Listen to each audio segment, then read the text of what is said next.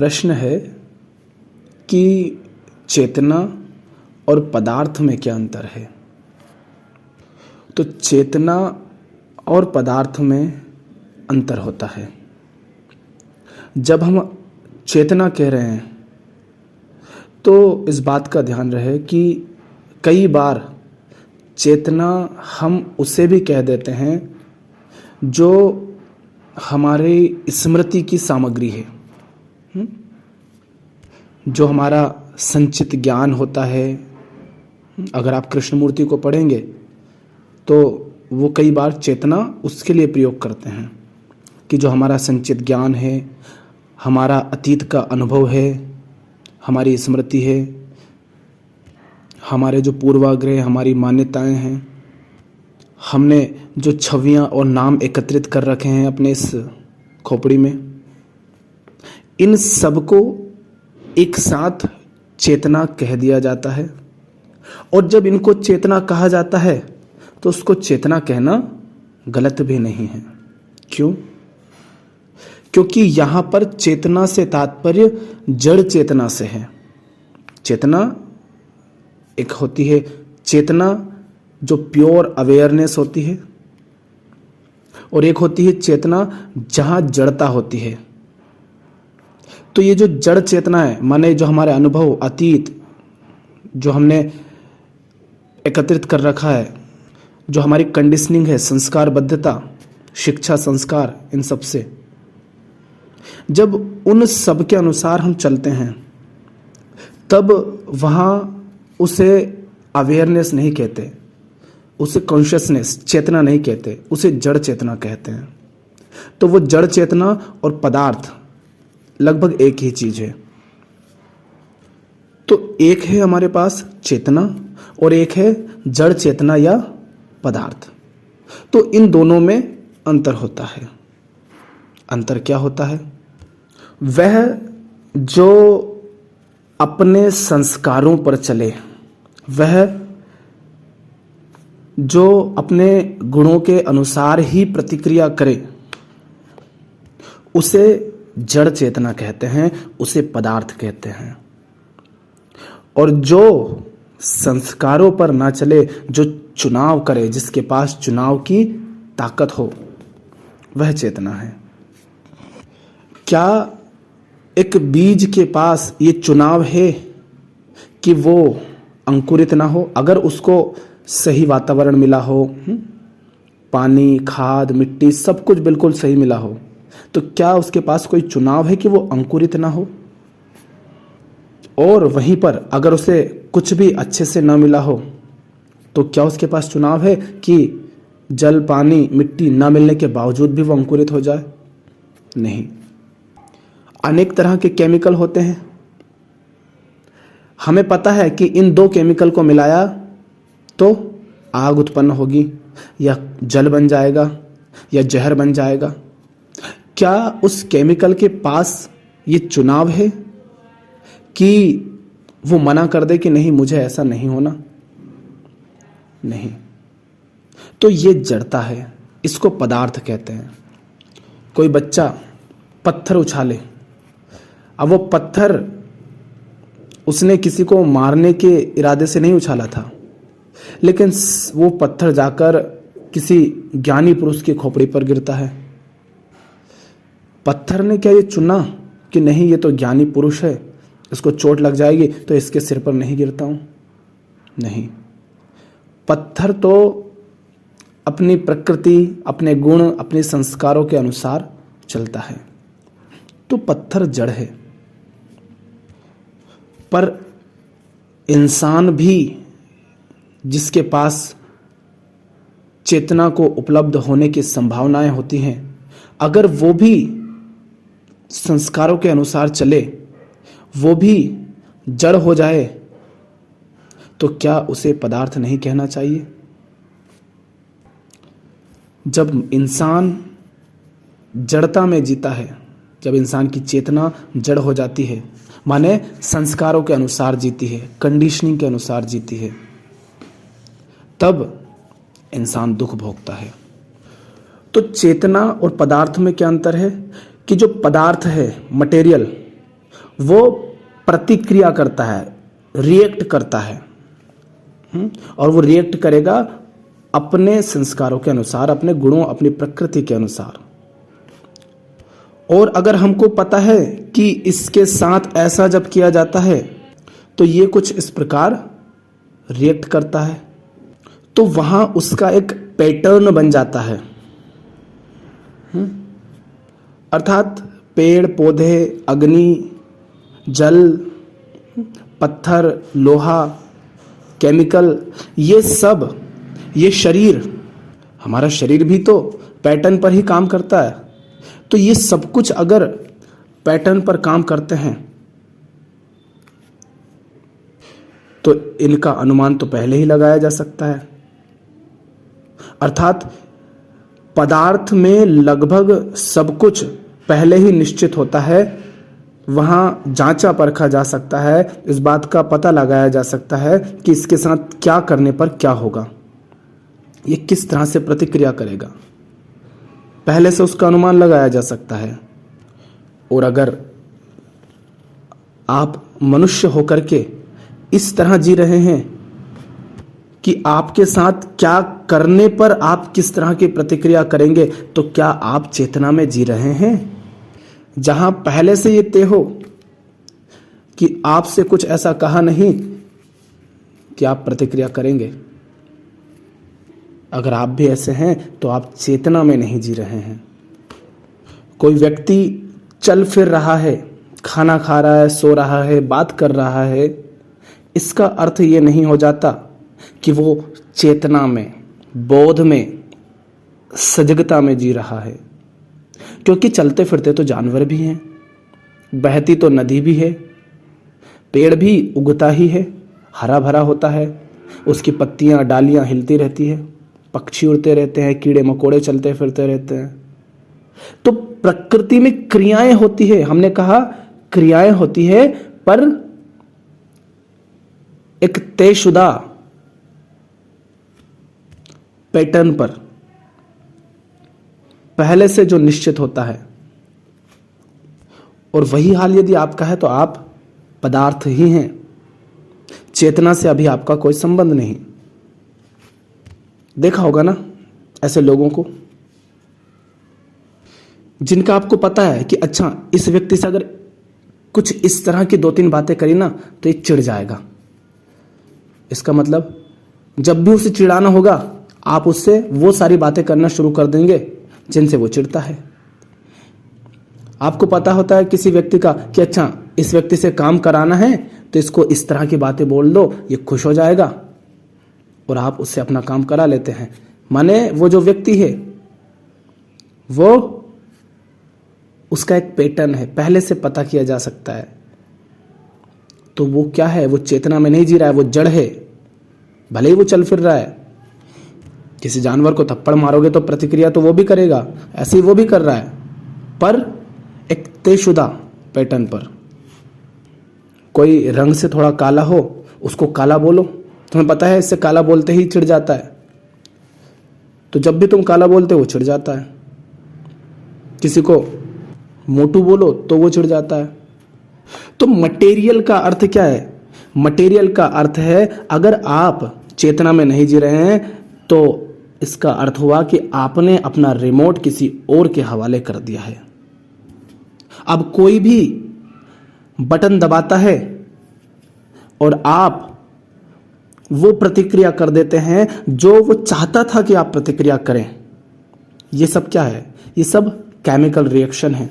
ये सब आप अपनी संस्कारबद्धता के अनुसार कर रहे हैं। तो ये पता लगाने का बहुत अच्छा तरीका है। अगर आप ये जानना चाहते हैं कि मैं चेतना में जी रहा हूं या बेहोशी में जी रहा हूं, तो आप देख लीजिए कि आपका जीवन कहीं एक पैटर्न पर तो नहीं चल रहा है। कहीं ऐसा तो नहीं है कि कोई भी व्यक्ति जो थोड़ा सा समझदार है वो बड़ी आसानी से इस बात का पता लगा दे कि अब आपका अगला चुनाव क्या होगा, आपका अगला स्टेप क्या होगा। बहुत सारे लोग ऐसे होते हैं आसपास, अगर ध्यान दो तो, कि उनका जीवन बिल्कुल तयशुदा है कि हाँ ये जैसे इतने बजे ये करता है, उतने बजे ये करता है, ऐसा करने पर वैसा करता है। ये क्या है? ये चेतन नहीं है, ये बेहोश जिंदगी है। सोचो, एक आपको गालियां बड़ी बुरी लग जाती हैं, आपको किसी ने 2 गाली दे दी, तुरंत आप प्रतिक्रिया करेंगे, तुरंत आपके अंदर बिल्कुल भागदौड़ शुरू हो जाएगी, आप क्रोधित हो जाएंगे, है ना। और बुद्ध के सामने अगर कोई गालियां दे तो क्या आप पहले से बता सकते हैं कि इस पर बुद्ध क्या प्रतिक्रिया करेंगे?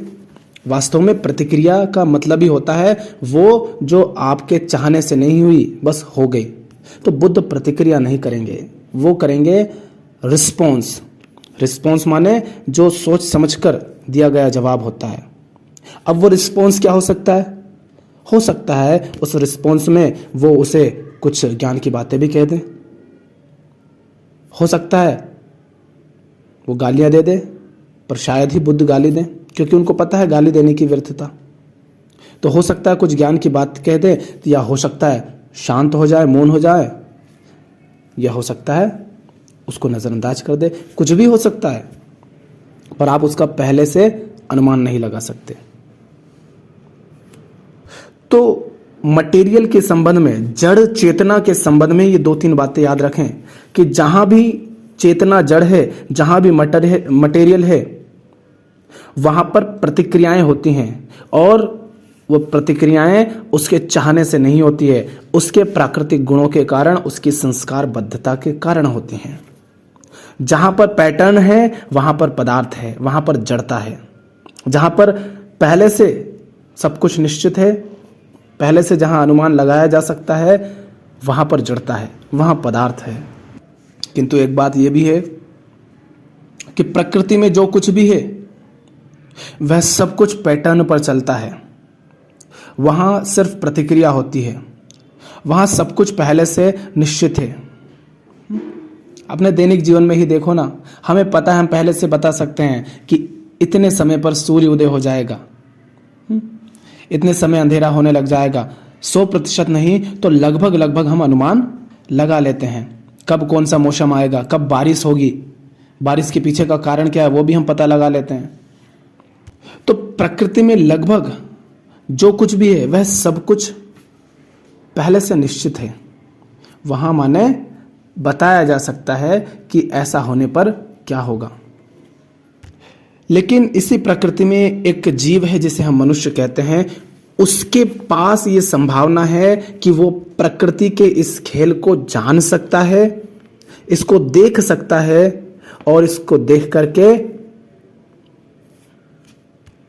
इस बहाव में बहने से मना कर सकता है, वो चुनाव कर सकता है। तो जब ये मनुष्य चुनाव करता है तब वो चेतन है, तब वो अवेयर है। लेकिन आश्चर्य की बात है कि लगभग 1000 में 999 लोग तो कम से कम जड़ता में ही जी रहे हैं। उनको होश ही नहीं होता कि वो जो कर्म कर रहे हैं, वो जो प्रतिक्रिया कर रहे हैं, वो जो उनके विचार उठ रहे हैं, वो जो उनकी भावनाएं उठ रही हैं, वो कहां से आ रही है, कौन सी वृत्ति से आ रही है, किन संस्कारों से वो आ रही है, उसे कुछ नहीं पता होता है। लेकिन उसे भ्रम पूरा रहता है कि मैं करता हूं। हम कहते हैं ना, कृष्ण कहते हैं ना, करता नहीं हो तुम, बस तुम मानते हो कि तुम करता हो। तुम संयोगों पर चलते हो, तुम प्रकृति के चलाए चलते हो, और तुम्हें लगता है कि तुमने किया। दुख इसी में है कि जो तुमने किया ही नहीं उसको तुम ये मानते हो कि तुमने किया, और फिर जब मानते हो कि तुमने किया तो फिर दुख भी भोगते हो। प्रकृति के चलाए चलते हो, और वो चेतना के लिए तो सम्यक नहीं है, तो फिर तुम दुखी होते हो। तो मनुष्य की समस्या यही है कि अगर वो चेतना के अनुसार नहीं चलेगा, चेतना को नहीं चुनेगा तो दुख भोगेगा। दुख भोगता ही इसीलिए है क्योंकि उसके पास चुनाव का अधिकार है कि वो चेतना को चुन ले।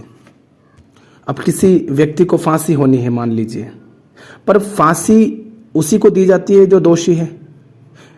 पूरी तरह से इस बात की जांच पड़ताल की जाती है अदालत में कि जिस व्यक्ति को फांसी की सज़ा सुनाई गई है वो वास्तव में गुनहगार है, यानी जो जज हैं वो किसी निर्दोष को सज़ा नहीं देना चाहेंगे।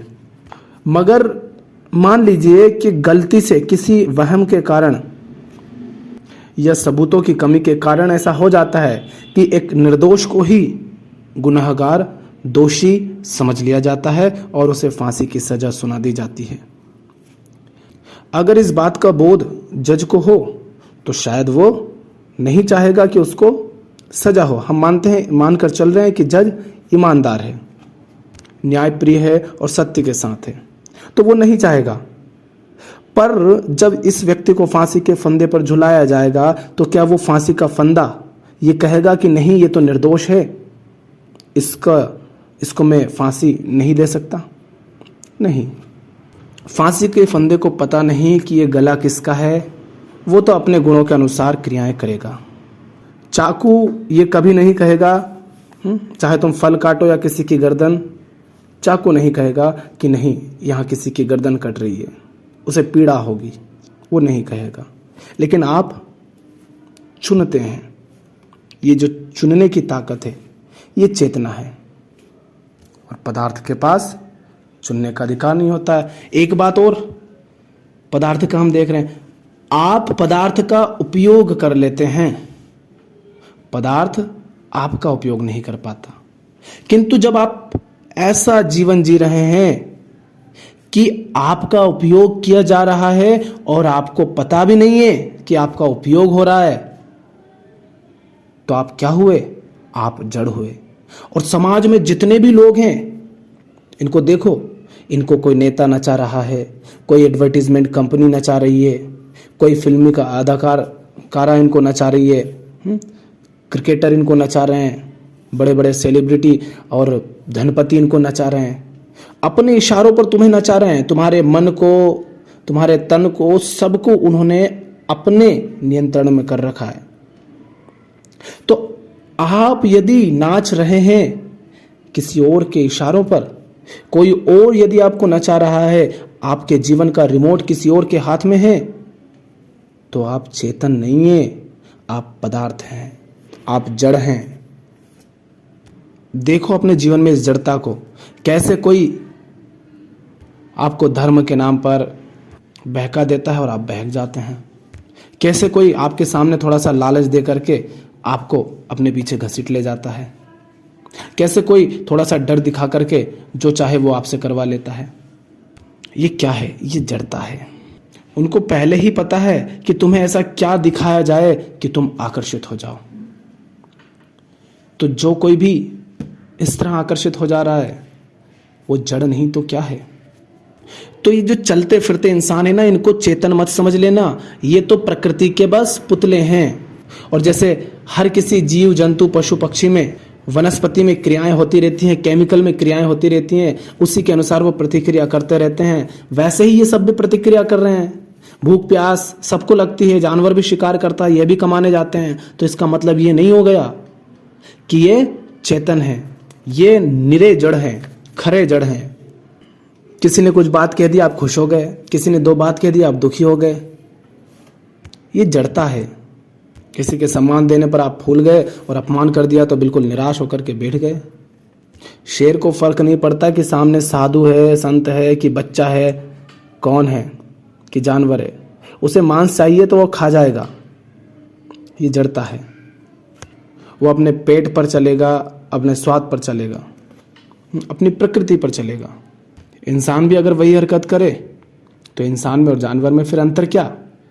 माने दोनों जड़। तो ये जो चेतना है ना, ये कोई चीज नहीं होती है, ये तो प्योर अवेयरनेस होती है। ये तो चेतना की वह स्थिति होती है जहां वह चुन सकती है।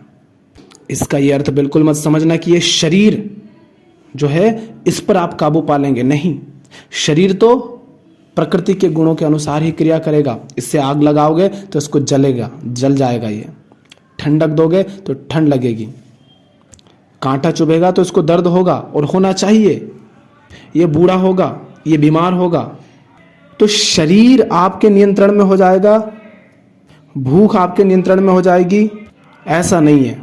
भूख है, भूख लगेगी, लेकिन भोजन में आप किसी जीव की हत्या करके, हिंसा करके उसका मांस खाएंगे, या आप उस भोजन का चुनाव करेंगे जहां कम से कम हिंसा में इस पेट की भूख को शांत किया जा सकता है, ताकि ये चलता रहे। किसी ने कुछ कहा तो आप तुरंत प्रतिक्रिया नहीं करेंगे, आप देखेंगे कि प्रतिक्रिया करने की आवश्यकता है भी या नहीं है। बेहोशी में प्रतिक्रिया नहीं हो जाएगी, जैसे पानी में किसी ने पत्थर फेंका और पानी उछल गया, ऐसा नहीं होगा। तो चेतना कोई चीज नहीं होती है, अवेयरनेस कोई चीज नहीं होती है, ये तो बस होती है। और ये आती कैसे है? ये आती है अपने ही जीवन का अवलोकन करके। अवलोकन करके यानी जो कुछ भी घट रहा है बस उसे जानकर, चल क्या रहा है उसे, इस आधार पर भी अवलोकन ये नहीं होता है कि मुझे इसलिए अवलोकन करना है क्योंकि मुझे उससे मुक्त होना है, क्योंकि मुझे ये सब करना बंद करना, नहीं। मात्र अवलोकन कि चल क्या रहा है, देखना है जो भी चल रहा है, कर्म, भावनाएं, विचार, दुख क्या उठ रहे हैं, कहां से उठ रहे हैं, क्यों उठ रहे हैं, इन सब के प्रति बस अवेयर रहना। वहां से चेतना का आविर्भाव होता है। तो जड़ यानी अपने संस्कारों और प्राकृतिक गुणों के अनुसार प्रतिक्रियाएं करना, और चेतना यानी इन सबको जानकर इनके अनुसार क्रियाएं प्रतिक्रियाएं न करना।